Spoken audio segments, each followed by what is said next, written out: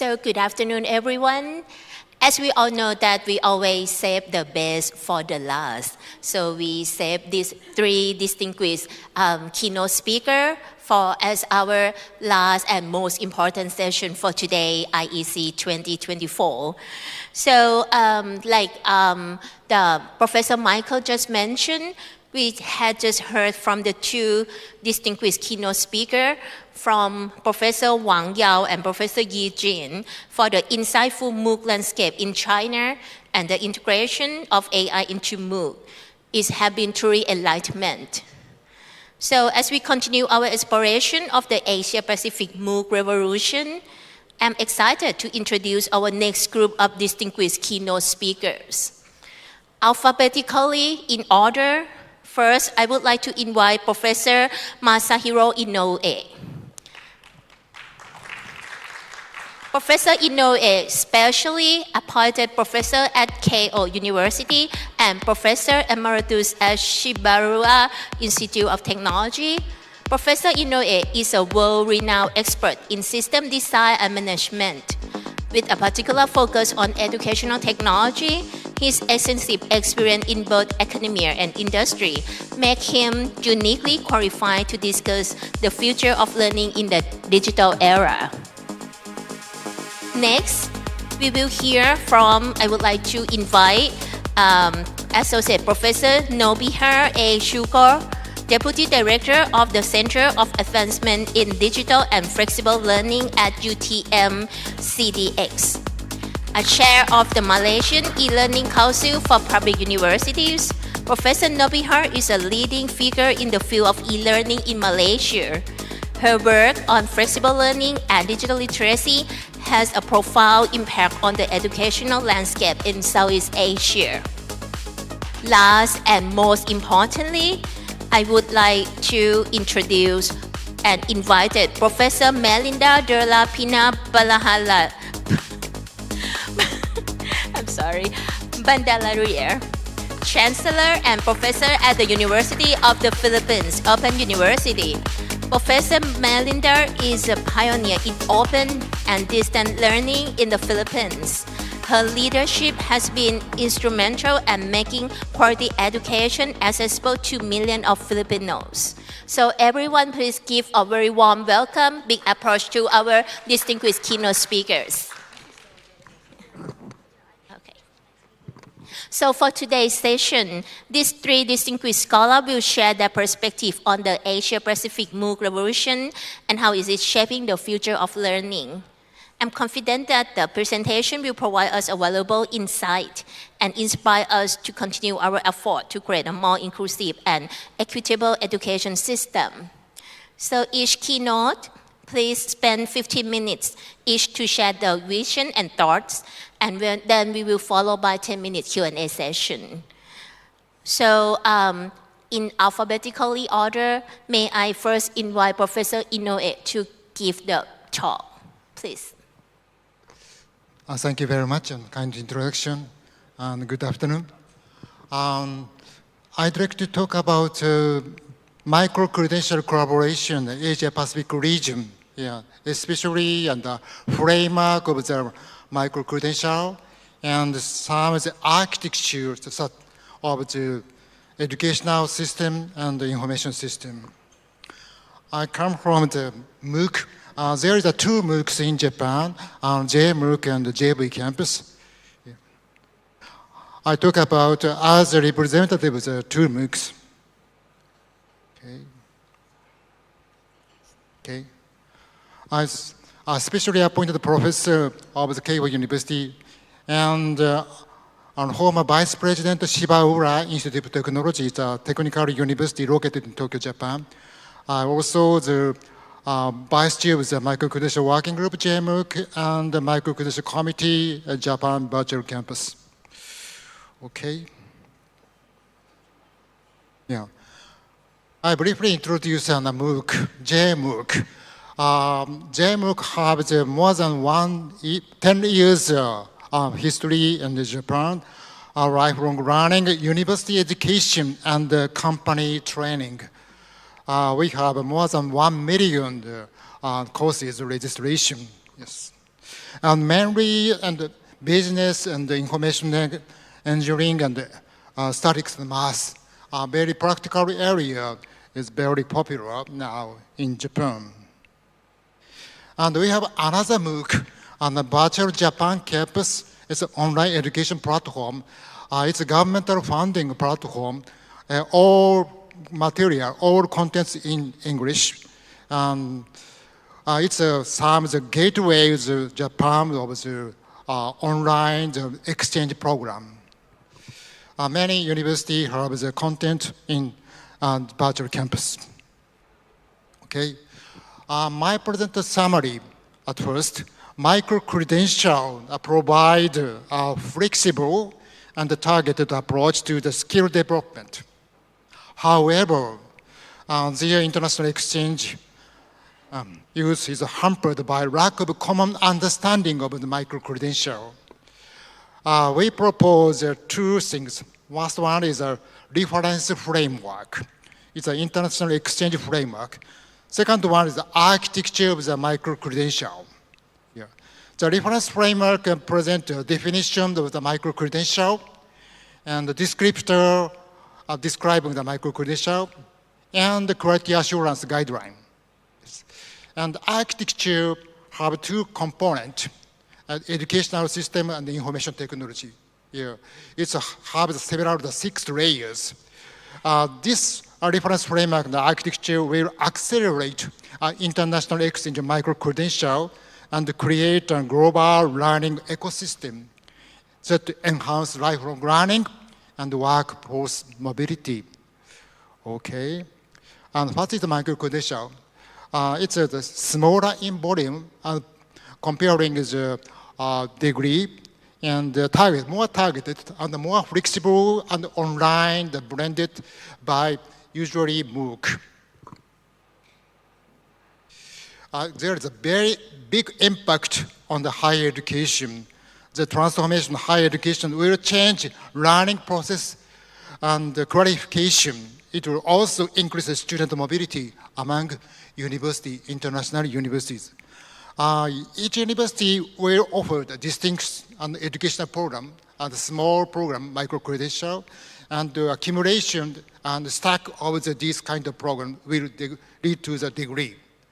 Micro-credential exchange in the Asia-Pacific region are expected and facilitate and the student and the professional mobility.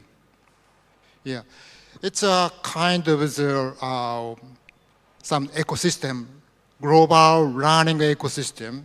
Here is, for example, for university in different countries make some micro-credential on the SDGs and digital transformation, AI, the management. We can exchange this micro-credential by MOOC, international MOOC collaboration.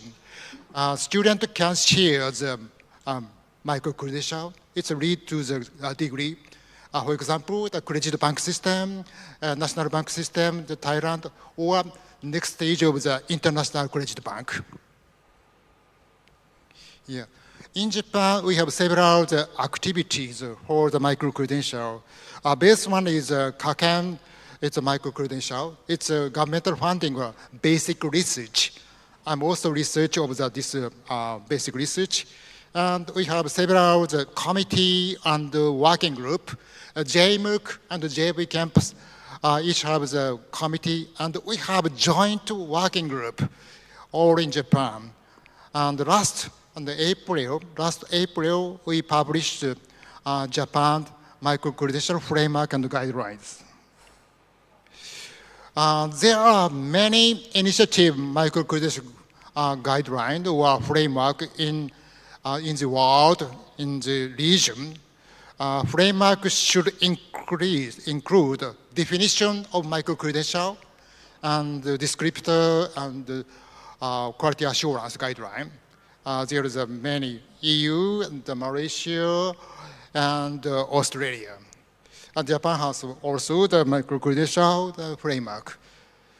We need some reference and between this kind of different framework. I'd like to propose micro-credential framework. A framework is very important for learner a learner can compare based on the framework.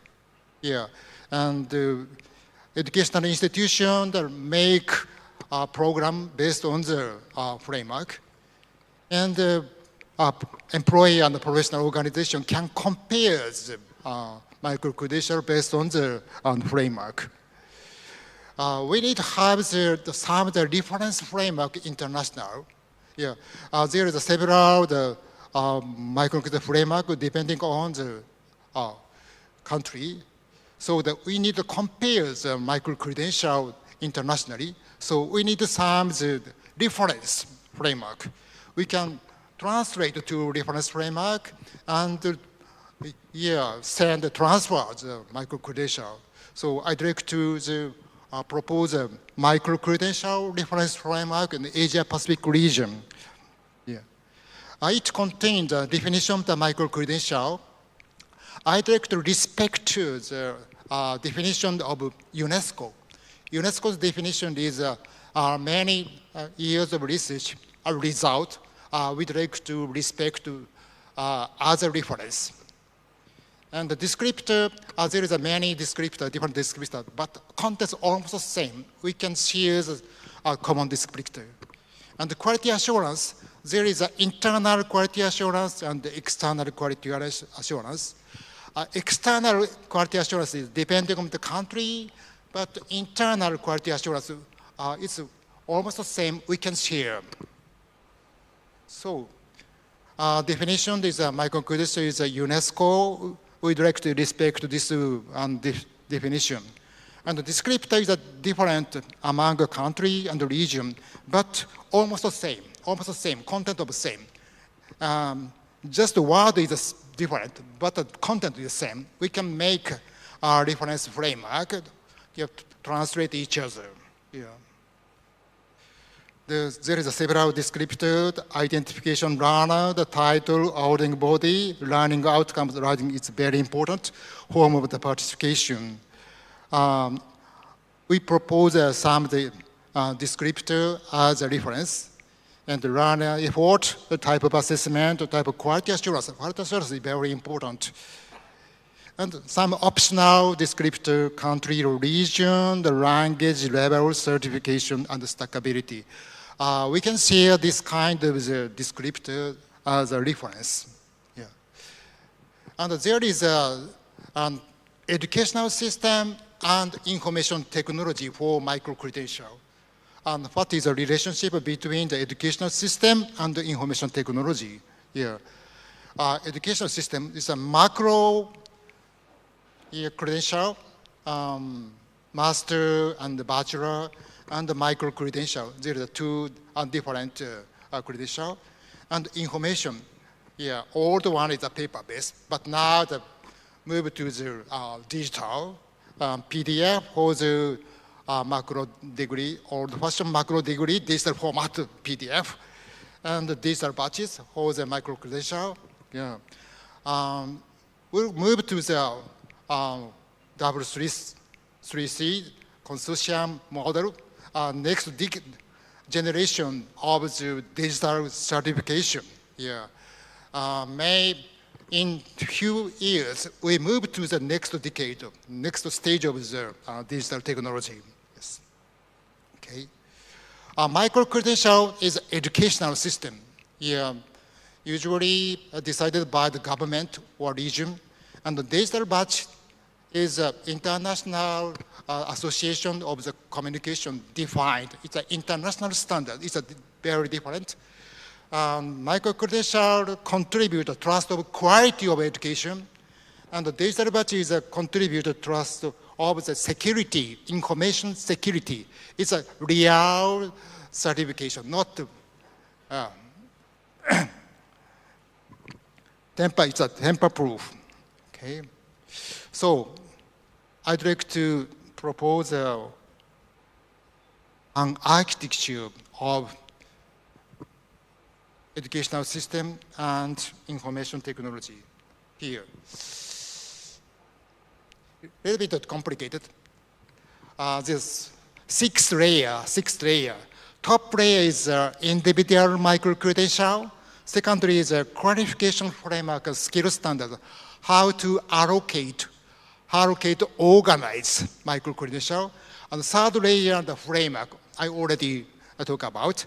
And the fourth layer, the interface of the educational system and information technology. Fifth layer is a digital technology of the certification. There is a several standard here. Open batch is very popular in the Asia Pacific and United States. In European countries, they have another standard. So we need to decide this kind of the hierarchy and architecture and to make different association, different standard body working on each layer. Yeah. So we need to integrate all layers to cause a runner or institution. Yeah. It's connected, mutually related, but there is no deep discussion between layers. That we need to make some concrete architecture to collaboration internationally. Yes. It's an educational system and information system. It's a layer architecture is very important for the collaboration, international collaboration. Yes.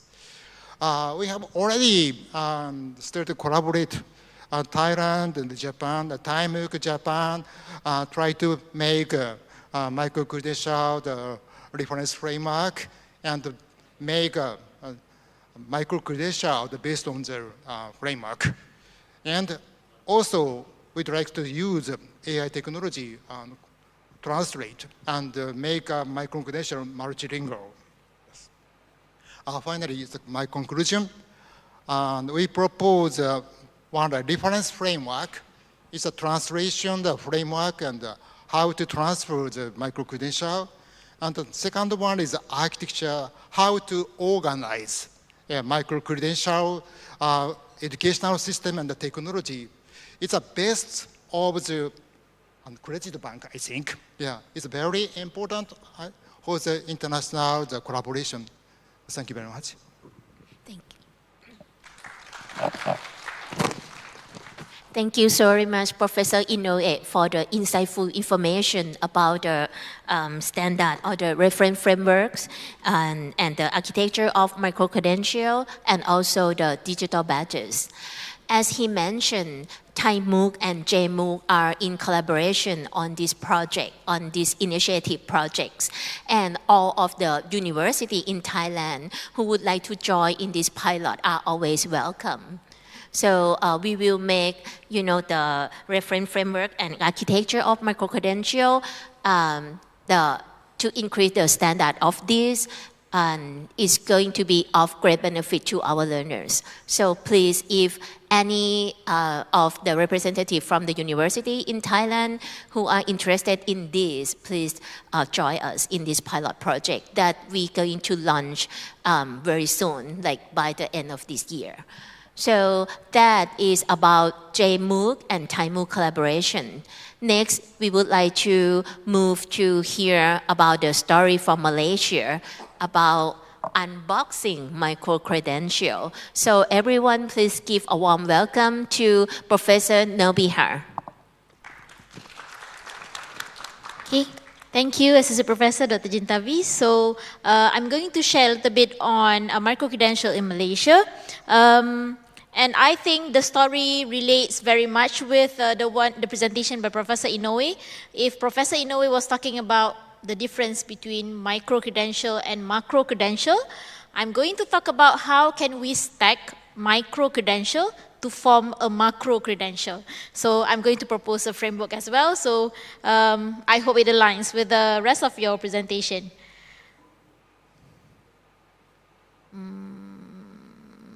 Next. Okay. So I'm going to talk a little bit about micro-credential in Malaysia. And the stackable degree, I call it stackable degree framework for micro-credential in Malaysia, and how this stackable degree framework makes sense when we want to stack micro-credential, especially if you want to formulate a collaboration to form a specific degree.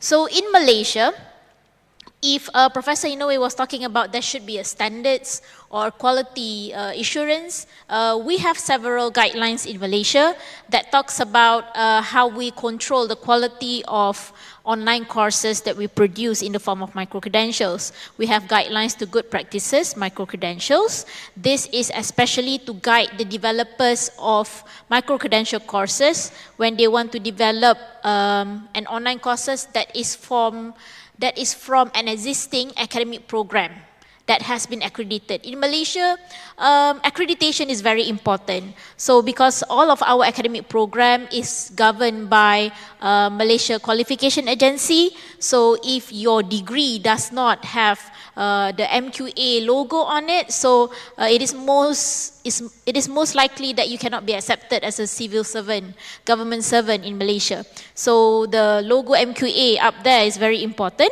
So all of these guidelines are produced by Malaysia Qualification Agency. The first is about how can you build an online course, micro-credential courses that you unbundle from existing academic program. The next guideline is about how can you verify. For example, in Malaysia, there are also training providers, small companies who wants to develop also online courses that also at the end of the day carries a certain credential. So they can do this as well, however, they have to follow certain guidelines. That is the second guideline is all about quality verification of standalone micro-credentials. We call it as standalone micro-credential. Next is the final guideline is about how can someone who cannot enter the university using the current entry requirement. So this guideline talks about how can you make use of the micro-credentials that you have collected and use that micro-credentials to apply to enter an academic program in Malaysia Higher Education Institution, and that academic program is accredited by Malaysia Qualification Agency. So that is the third guideline, is more or less to explain to the learners how can you get a ticket to enter an academic program, although you cannot meet the existing entry requirement. So that was the document. And in Malaysia, we make use of these two definitions for micro-credential. So we define micro-credential as a digital attestation in which it has to be securable, it has to be secure and shareable, and micro-credential is actually just a record of the achievement of learning that can be in the form of knowledge, skills, and attitude. This is how we define micro-credential in Malaysia. I don't think it is very much different than the ones in the Europe definition about micro-credential. And as I said just now, in Malaysia, we have two types of micro-credential. We have stand-alone micro-credential and we have unbundled micro-credential. So standalone micro-credential, as I said just now, that can be offered by individuals, it can be offered by a company or any entity in Malaysia who wants to build courses and wants to issue a credential. So this is usually in the form of courses that is related to upskilling and reskilling. However, the second type of micro-credential is the unbundled micro-credential, and this is usually a credit-bearing micro-credential. So that means that if someone receive a credential from this kind of courses, they are more likely to be able to apply for credit transfer through this course.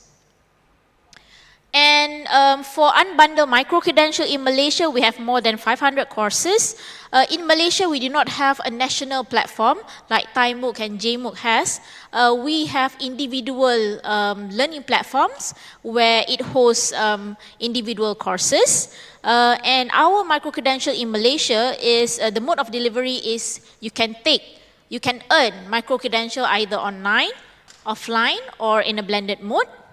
And our micro-credential, the unbundled micro-credential, of course, when you say it is an unbundled micro-credential, that means you have an academic program in the university, you take some of it and then you offer that in a small bite size. So that, taking part of some of the courses from the academic program, that small courses has to mirror the existing academic program. accredited by Malaysia Qualification Agency. So if in the current program says that assessment has to be in a final examination format, the micro-credential, more likely, it has to be assessed in a final examination format. It's very unlikely that it is conducted in different way, the way it was assessed. So it has to mirror the existing academic program. And usually, the unbundled micro-credential in Malaysia, it carries 1 credit, which is equivalent to 40 hours of student learning time. And the courses commonly focuses in knowledge to be acquired. For standalone micro-credential, it is, we have more than 1,000 courses, and it is developed by various parties. So individuals can develop standalone micro-credentials, higher education can develop standalone micro-credentials, training providers, companies, industries. So all of these courses, we call it as standalone micro-credential because it does not come from existing academic program accredited by Malaysia Qualification Agency. So that is the difference between the two. And the mode of delivery is similar. You can offer standalone micro-credential online, offline, and blended. And these courses commonly focus on skills and attitude. So Professor INOUE was talking about the micro-credential framework just now. He was trying to align what's similar, the characteristic of micro-credential. In Malaysia, we call it Malaysia Micro-Credential Statement. So the statement details out the student's name, the credit hours, the mode of delivery, the content of the courses that they have taken. And so with this, so we now have several number of micro-credentials in the form of standalone or unbundled micro-credentials. So what can we do with these credentials that we have earned? So most likely in Malaysia, we plan to have a stacking of credentials. So you can collect, the idea is that you collect all these micro-credentials and then you combine that and then you earn a degree, which Professor INOUE mentioned just now as macro-credential. So I would like to propose the framework for stacking your micro-credentials to form a macro-credential. So for that to happen, we were thinking that number one, we have to have policies, especially at institutional level. I put it here as policies at institutional level. This is because the ones who is going to award the student a degree who has collected several micro-credentials, they have to have a certain policy. And especially for Malaysia, what happened is that because our academic program is so bound to Malaysia Qualification Agency, so we have to be monitored by this accreditation body. So a policy has to be in place to explain what kind of micro-credentials that we can accept. So that policy has to be in place. Next, for stacking of credentials to happen, we need to have a local or international jukebox. So this local or international jukebox is just a catalog of courses that students can choose from. So I think Japan has their own JB campus. UTM also recently has this collaboration with Japan for UTM JV campus. And of course, we need to have credit transfer mechanism. It is no point if the students have been collecting all the micro-credentials, we know the number of credits that is bared with these credentials, but they cannot transfer the credit. So credit transfer mechanism has to be in place.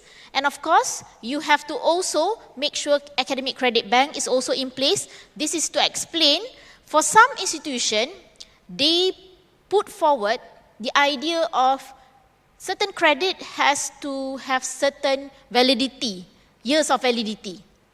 This is because, for example, if we want to award a degree to that student, we do not want the student to have learned certain syllabus that is so old that it is no longer relevant to the awarding degree.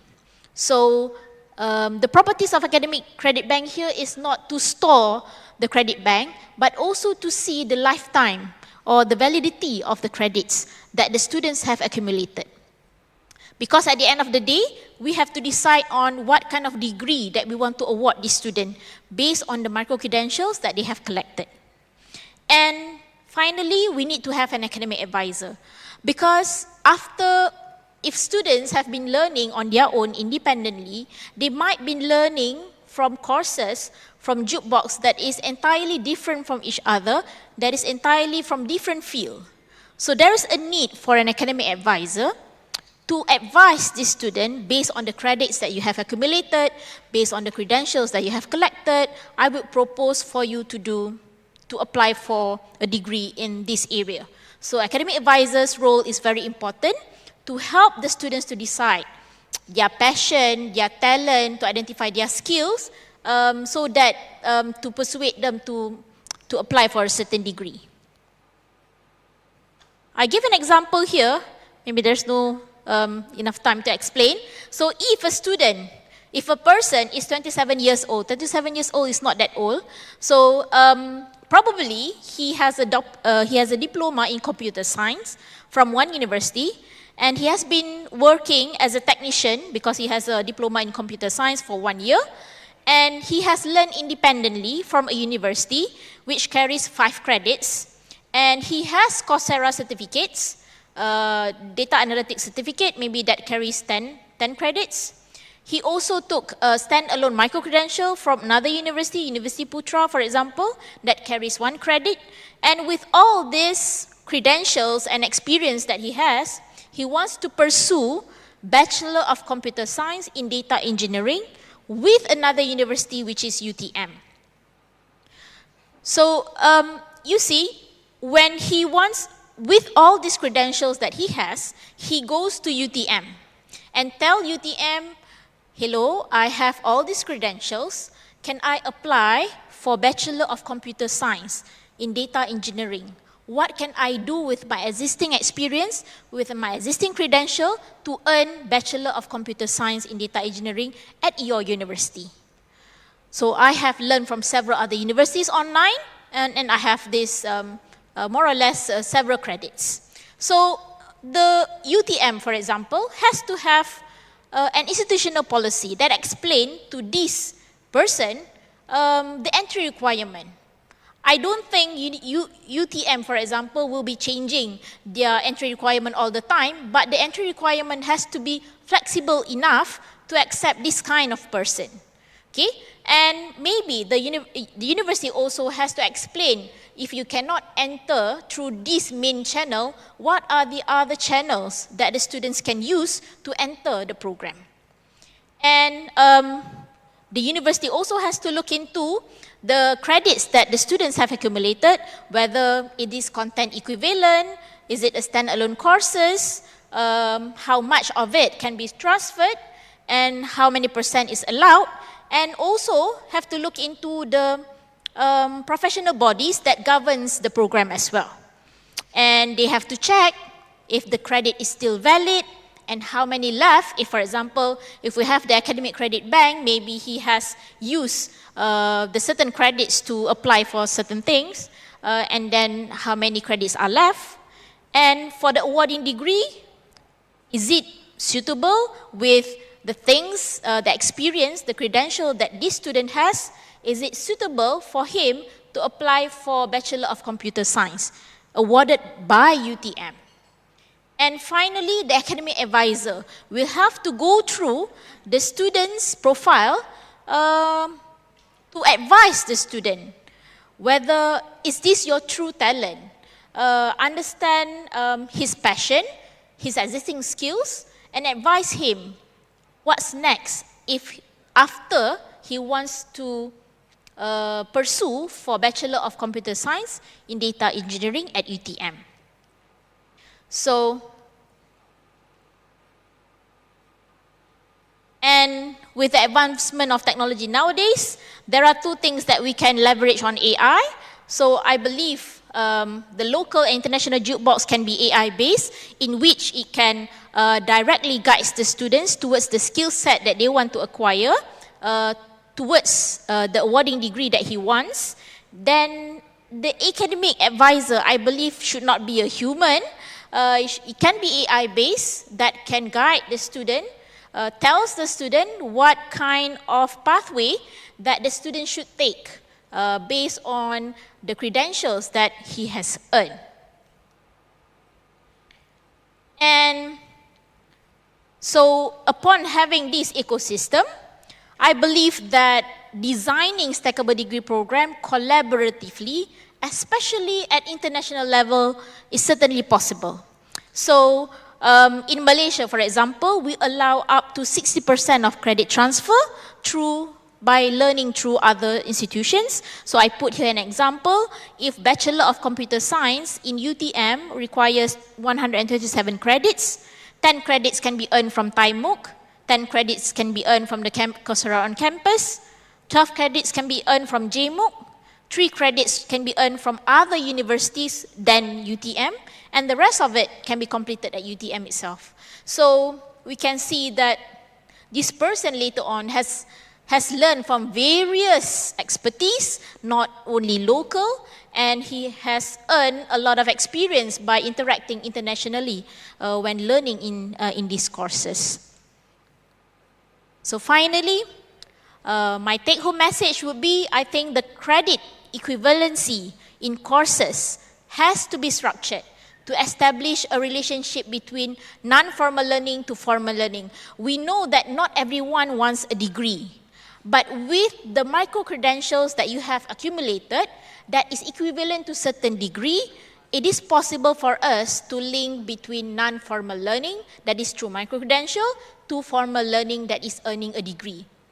And I foresee that artificial intelligence will intensify and should accelerate the interstackable degree program among institutions, because some of the processes can be, we can leverage on AI to ease the processes for forming a stackable degree program. Thank you very much for listening.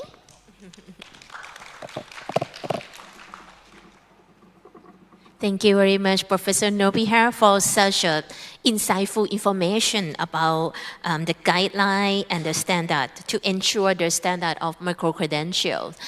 As we all know that Malaysia always have a great standard and guideline for many other countries to see as an examples. And today in your presentation, you also gave us a great example of how you implement that guideline and standard, especially from the micro level to the macro level, stackable one. This is very, very interesting. Thank you so much. Next, we will take turn to go to the journey of learner in Philippines and about the MOOCs in micro-credentialing. Okay. Every time, Professor Melinda always have the very interesting word or terminology, every time when I join in the session with you. So this is going to be very interesting session. And by the way, like our team just mentioned that the online participants now, we have a few hundreds of online participants because, they are so interested in micro-credential. Once Professor INOUE start to talk about micro-credential, macro-credential, and now micro-credentialing. So everyone, please warm welcome to Professor Melinda. Yes, good afternoon, everyone. Thank you, Jean, for that introduction. And again, I greet everyone. Good afternoon, those who are on site and those who have joined us online. So, yes, as mentioned by Jean, the title of my presentation today is MOOCs in Micro-Credentialing, because I have noted that our session is all about MOOC revolution shaping the future of learning. So, I'm focusing on MOOCs in micro-credentialing, and that is taking lifelong learning to the next level. And as introduced, I am from the University of the Philippines, Open University. We are a fully online university, and we are part of the only national university in the Philippines. So that is the context of this presentation. Okay? So.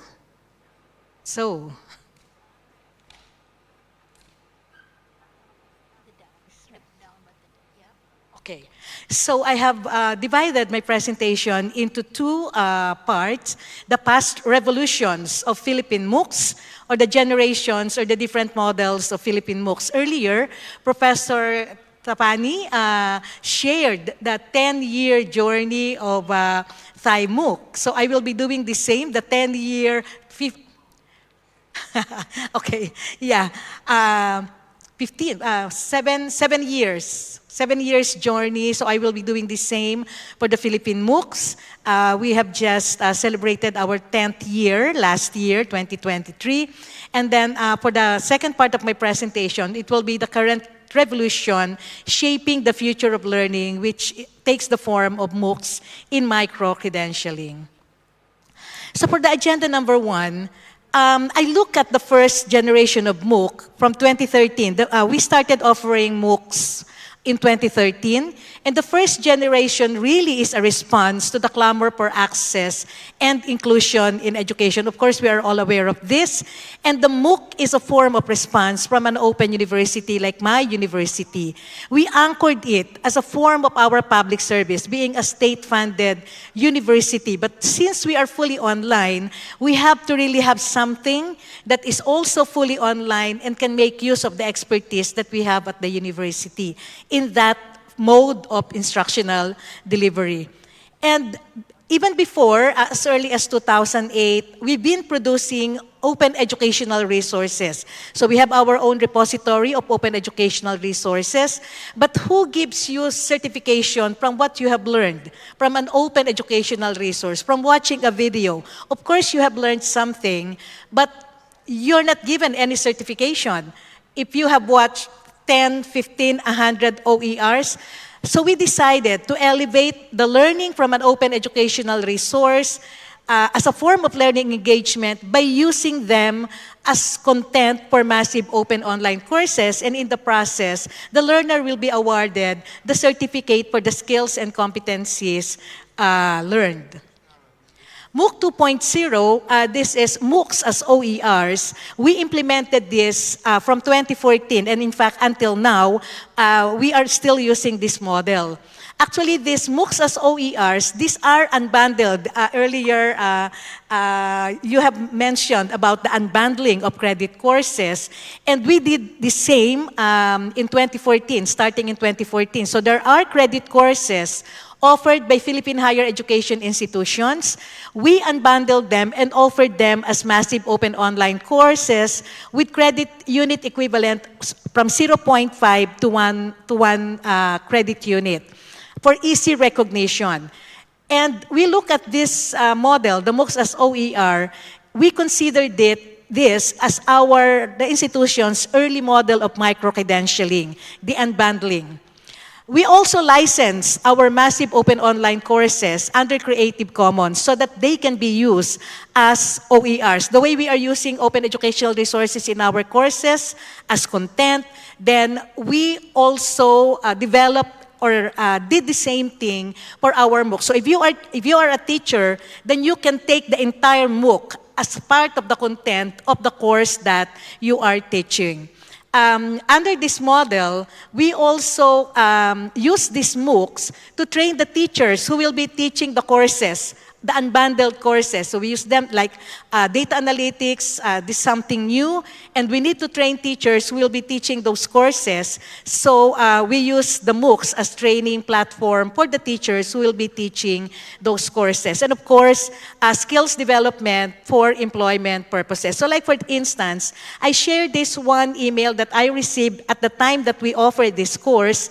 The learner said, I would like to inquire on the certificate for the course that we finished. I am applying for a position in college and senior high school, and I think the certificate will secure me a consideration for a teaching position in business communication. So a business communication is one of the unbundled courses that we offered in 2014. MOOC 3.0, this is a MOOC certification program.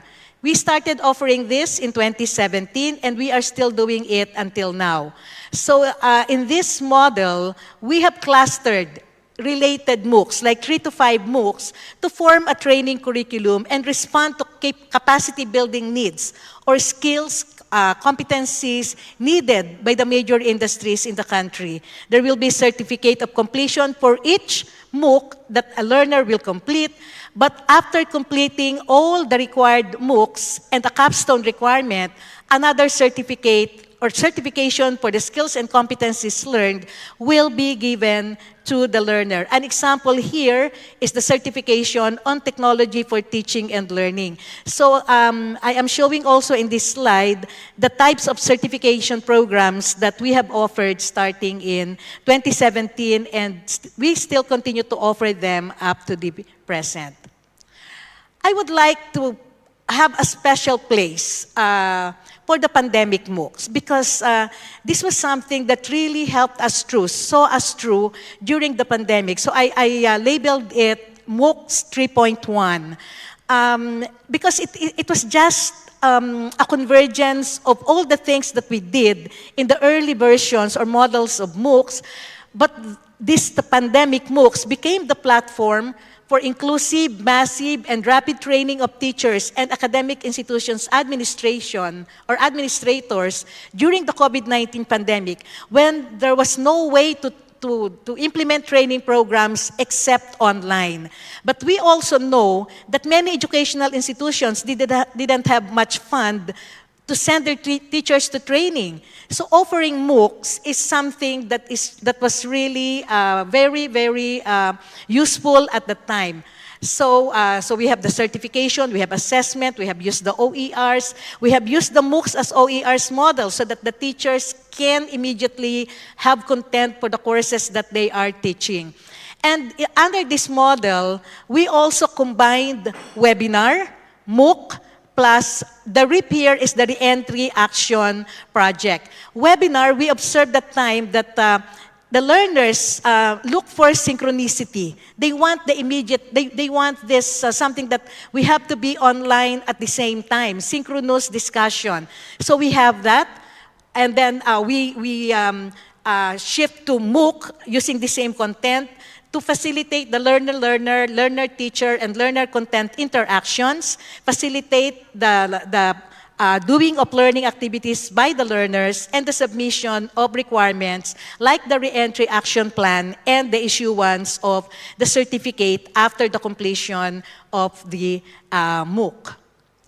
Now, for the current MOOC revolution, which we think will really shape the future of learning, this is the MOOCs in micro-credentialing, and as I have mentioned in my title, this is taking your lifelong learning to the next level.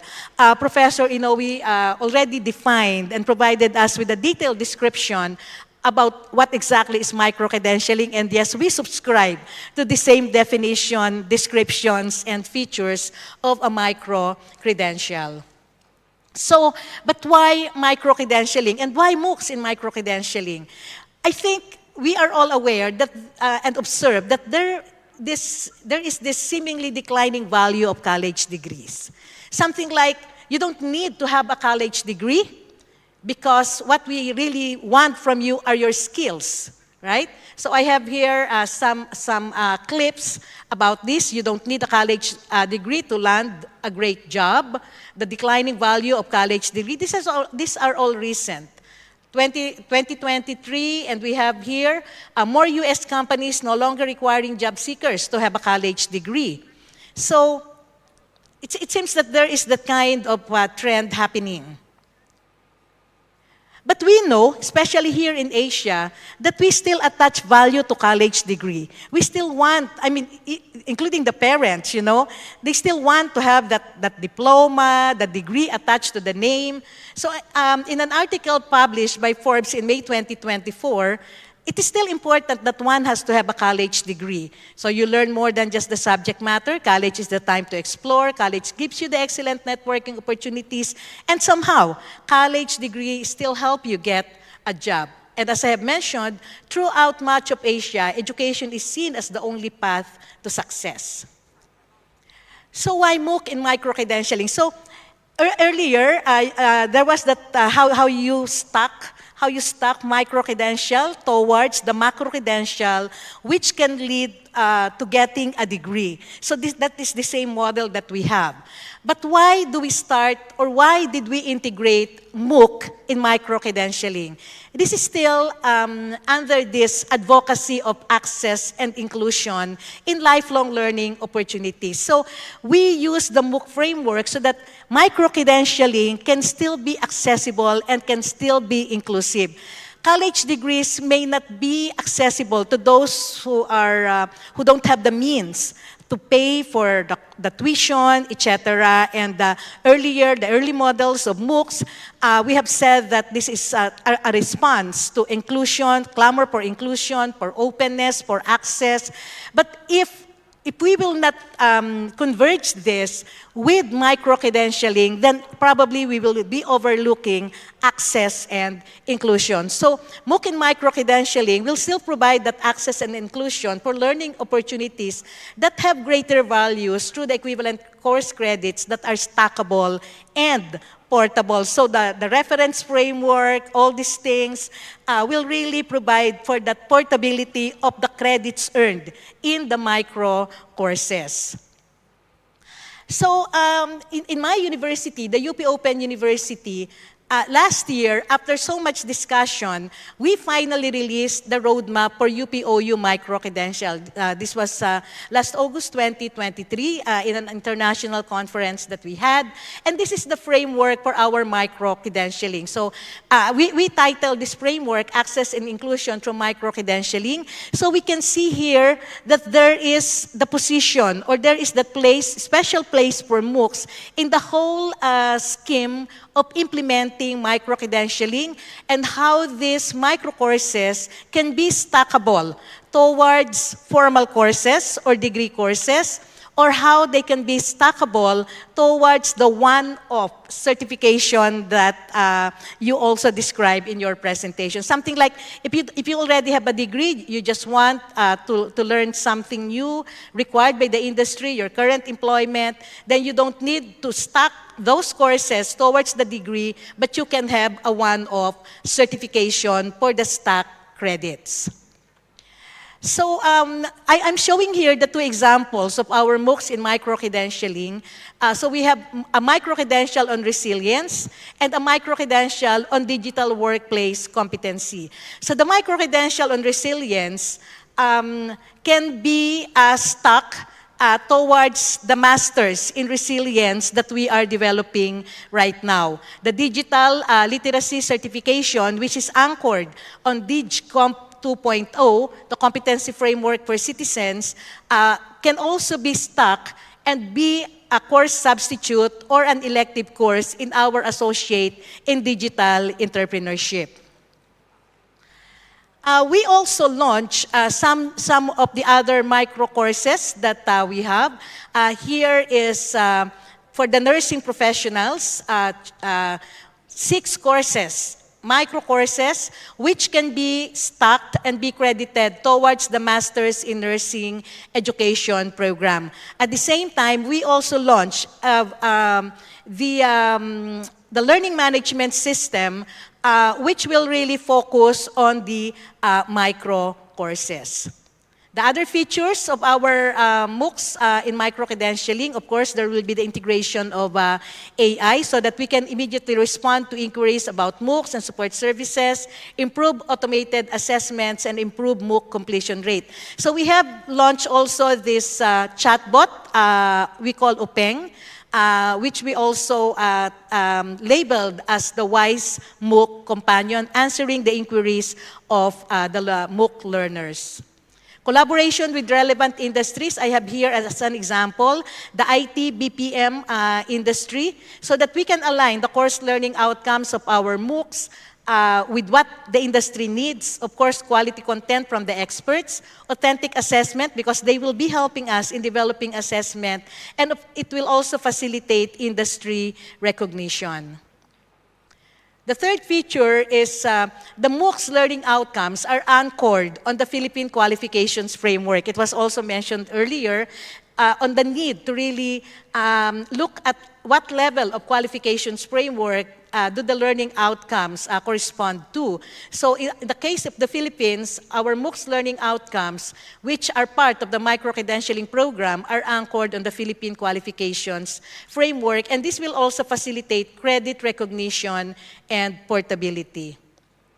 QA framework, we are in the process of developing the QA framework for micro-credentials. The aspects being considered are in this table, inputs, process, outcomes. These are the things that we will be looking into and will guide us in the development of other MOOCs. This has guided us in the MOOCs that we have already launched, and, but we will continue to refine this QA framework specific for micro-credentials. The fifth, of course, there should be the community.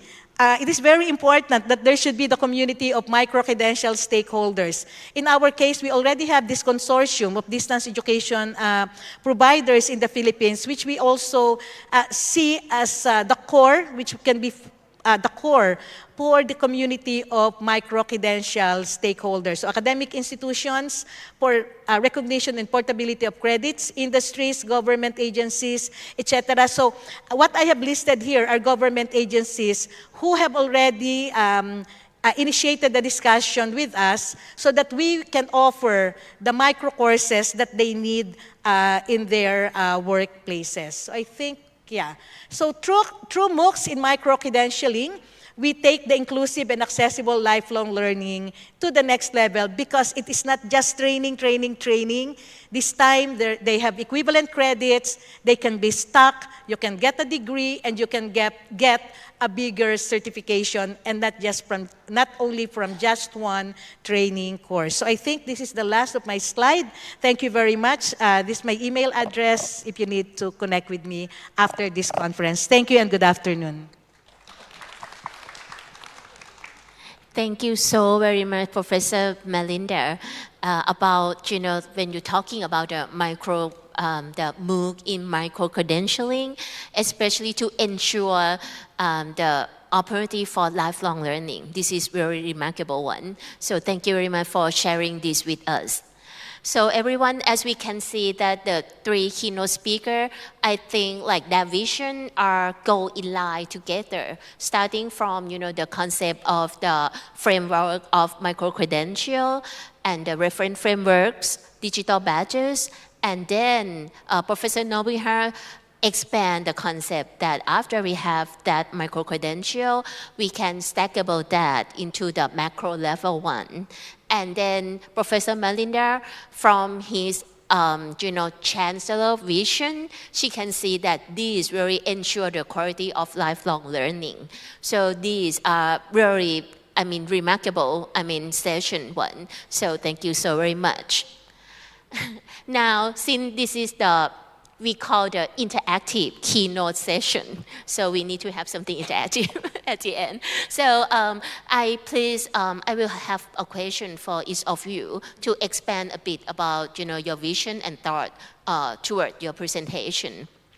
So may I start with Professor Melinda? Okay. Since you are as a Chancellor of the Open University, so do you think how does the future of MOOC in the Asia-Pacific region, and do you think how it look like and what technology will play a significant role to further develop the micro-credentials or the move for micro-credentialing? I believe that there is a bright future for micro-credentialing in the Asia-Pacific region. Probably I can just initially talk about Asia because we already have a network in Asia. So, we have the most number of open universities here, and we have many organizations engaged in online learning, in MOOCs. So I think what is needed is really to jumpstart the collaboration. There are many mini collaborations happening. There are networks already, but like for instance, there was a mention of a reference framework, all these things. I think we need to really discuss these things and and put these things in place. So like in the case of the Philippines, we are doing it for the Philippines, then probably for Asia, there should be champions, there should be advocates, and those who are here can probably be the core for that collaboration. So I can see that it is the future. I was in Malaysia, I think 2 weeks ago, and I had a discussion with 2 other presidents in Malaysia, Open University presidents, actually 3 of them, and we shared that opinion that micro-credentialing and the way we are doing it now, and we can further shape it, is the way to go for higher education, especially in the future. So I think we just need to work together and put in place a common standard so that we can really have this portability, recognition, etc. Yeah, thank you. Thank you very much for sharing that vision with us. So next, may I ask Professor Nurbiha, since like Malaysia have a lot of great standard and guideline toward MOOCs and micro-credentials. In your viewpoints, you think how does the assessments and also the quality of the content in MOOCs toward the micro-credential that would differ from the traditional assessment method? And how can we develop the appropriate tools and method for assessing this micro-credential? Okay. I think, in my opinion, the thing is when you're having standards, it can go both ways. It can either improve the quality of your implementation, or it can backfire you because you are being too rigid. We can say that you're being too rigid in such a way that this has to be complied, and then other things, and so many things has to be complied. But the way I see it in Malaysia is that because the documents that we have should serve as a guideline. But many institutions translate that as a standard, which it is not actually a standard. It's actually a good practices that you should follow. And there will be no one penalizing you if you did not follow that guideline. However, you will have a very good micro-credentials in place and good implementation if you have all of these properties in place. And for that reason, in Malaysia, we initially have only one guideline on good practices of developing micro-credential, but then we end up having the second one, which is to explain how companies and individuals who develop micro-credential can also have the opportunity for their courses to carry credit that is credit transferable. Because we want to also acknowledge these institutions or these companies and individuals who develop online courses, and then we want to accept that in our formal education system. Because in Malaysia, many of these institutions, many of these companies, the issue is that they do not have the assessment element. They have the content delivery, they have a very good video, but they do not assess that because initially they did not set the course learning outcome. So that's why we have the second guidelines in place to guide the individual providers, individual content course providers to at least have an element of assessment at the end of the course so that we can accept your courses into our credit transfer system. And I see the positive feedback from the companies and other stakeholders who are not higher education institutions because they have to understand what does it mean by assessment. So however, we are still educating them, and these individuals and companies are beginning to providing assessment in their standalone micro-credentials. So I think it's a good practices, but it could take some time for us, for the course providers to be educated with such format. But I think for us to jive between non-formal learning and formal education, I think this has to be done, especially in Malaysia. Yeah. Thank you very much for very insightful answers that you giving with us, about assessment that always, like a challenging for us. So last but not least, I would like to ask Professor INOUE about your presentation, the micro-credential and the reference frameworks. So based on the experience during the past few years that you work on this project, do you think what would be the most significant challenging when you implementing these micro-credential and the reference frameworks, especially at the Asia-Pacific region level? And how do you think, how can we overcome these challenges?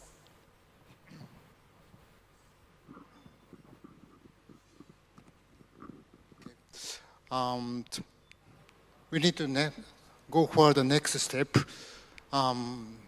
Degree program based on the learning outcomes. Yeah, micro-credential is a part of learning outcomes. Integration of the learning outcomes, the micro-credential should be learning outcomes of the degree program. Its equivalent is very important, not just counting credit. It's the equivalence of the learning outcomes is very important. How to assess, how to calculate learning outcomes is very important. Yeah, there is many micro-credentials. We need to count, investigate each learning outcomes of micro-credential. Yeah, it's very confusing. We need some skill standards or the qualification framework, how to divide learning outcomes and how to organize micro-credential, how to organize learning outcomes. And organization of the micro-credential will lead to the clear, organized micro-credential. Yeah. How to make this kind of program. For example, some description of the learning outcomes. Yeah, it's machine-readable description of the learning outcome. We can use AI technology and organize micro-credential. We need a two-way, how to organize micro-credential, how to organize the quality standard. And the second one is how to processing learning outcomes and integrate to the degree program. Yeah. We need a two approach, AI approach, and some standard approach. Yeah. It's the next challenge. Yes. Thank you so very much. And we all agree that that is very significant challenges for all of us. Okay. So thank you so very much. So to conclude this session, we are so honored to have all three distinguished of you as our keynote speakers. Your presentation have enriched our understanding of the challenges and opportunities of MOOCs and micro-credential in the Asia-Pacific region and have really inspired us to continue exploring new innovative way to leverage technology to improve our online education. So everyone please give a big hand to all of our distinguished keynote speakers today.